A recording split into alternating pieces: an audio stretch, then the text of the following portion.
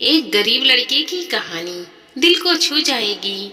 एक भयानक अंधेरी रात में मंदिर की सीढ़ियों पर मंदिर में लगे लाइट की रोशनी में एक साधारण 15 साल का लड़का पढ़ाई करते दिखा। ठंडी का दिन था, वह ठंडी से कांप रहा था, लेकिन पढ़ाई में खोया हुआ था। हफ्ते में 2 दिन मैं उस रास्ते से होकर गुजरता था। दिन में वो कभी नजर नहीं आता था। मुझे काफी चिंता होती थी उसके बारे में जानने की। एक रात खाना खाकर मैं गाड़ी लेकर उसी रास्ते से गुजरने वाला था। सोचा जाते जाते कुछ पार्सल लेके जाऊं उसके लिए। मैं पार्सल लेकर गाड़ी से उस मंदिर के पास पहुंचा। लड़का सीढ़ियों पर बैठकर हमेशा की तरह पढ़ाई कर रहा था। मैंने गाड़ी रोकी और उसके पास गया।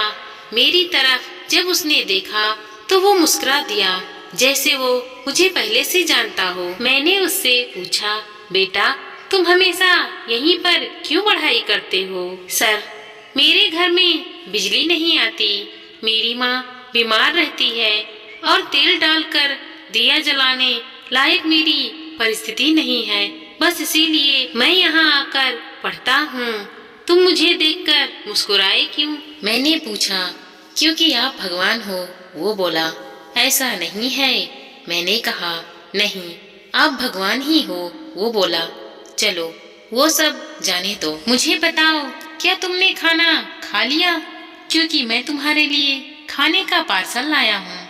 देखो, इसीलिए मैंने आपको भगवान कह रहा था। आज मुझे बेहद भूख लगी है। सुबह से मैंने कुछ भी नहीं खाया, लेकिन मुझे इस बात की जरा सी भी चिंता नहीं थी। मैं जानता था वो भगवान जिसने मुझे भूख दी है, वो मुझे भूखा पेट नहीं सुलाएगा। किसी न किसी रूप में आकर मुझे खाना देगा। और आप मेरे लिए खाना लेकर आ गए। आप भगवान ही हो ना? मेरे पास कोई शब्द नहीं थे। अनजाने में ही मेरे हाथों पुण्य का काम हो रहा था। हर दिन कर्ज में डूबे होने के कारण ऊपर वाले को, उस भगवान को कोसता था। आज उसने मुझे ही भगवान की उपाधि देकर शर्मसार कर दिया था। आधा खाना खाकर उसने आधा खाना बचा लिया और मुझसे बोला कि सर, आप 5 मिनट यहीं ठहरिए, मैं ये खाना अपनी माँ को देकर आता हूँ। मंदिर से कुछ ही दूर एक पुराने घर की तरफ जाते हुए मैं उसे देख रहा था। कुछ मिनट बाद वह वापस लौटा। उसके हाथों में मिट्टी भर फूल थे।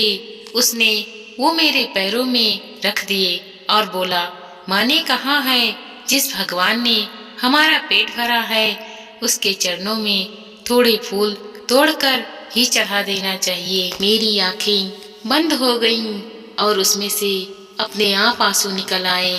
आंखें खोल के मैंने उसके पुराने घर की तरफ देखा। उस घर के सामने पड़े पत्थर में भी मुझे प्यारी सी मुस्कान दिखाई दे रही थी। उस लड़के की आंखों में मुझे साक्षात भगवान दिखाई दे रहे थे। दोस्त, कहते हैं कि भगवान सबकी मदद करते हैं, बस वह खुद सामने नहीं आते, किसी न किसी के जरिए हम तक वह मदद पहुंचा देते हैं। बस जरूरत है तो उन पर विश्वास करने की। दोस्तों, आज की कहानी आपको अच्छी लगी हो तो लाइक करें, शेयर करें और कमेंट करें। धन्यवाद दोस्तों।